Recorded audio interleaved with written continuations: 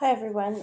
Today I'm going to show you how to record a screencast, and it is actually very easy to do. And some people kind of find it to be daunting, but it's very simple.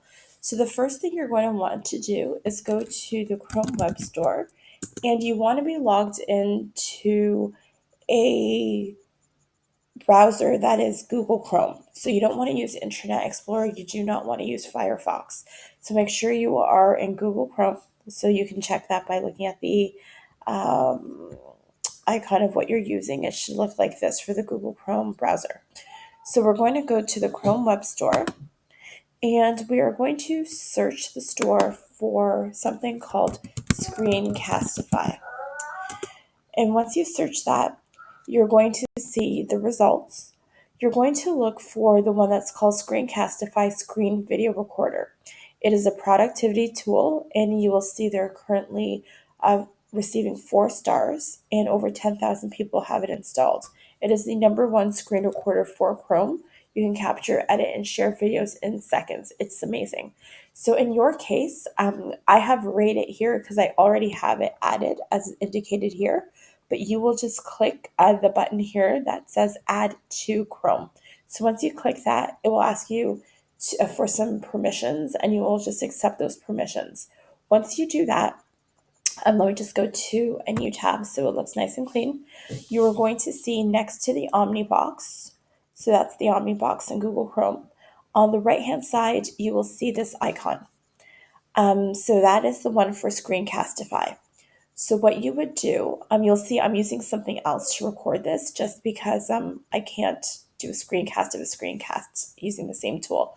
So you're just going to click it, and it's going to load.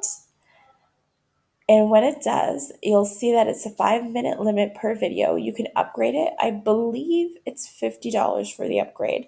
You might want to verify that. And that gives you unlimited time. Or what you can do, say you want to do something for your students, 5 minutes is a good time frame before people start losing attention. Or what you can do is you can just make 2 videos, and when you send it out to your students, say here is part one, the video part one, and here's a video part 2. So as you wish. So you can just record the browser tab. So if I were to do that, this tab here is the only tab that's going to be recorded. What I personally do is I do desktop, and that's when it'll show everything that's on my screen. If I click out of this tab and go to another, it will record that. And webcam only it would record my webcam only. So the first time you do this, you may have to enable your microphone.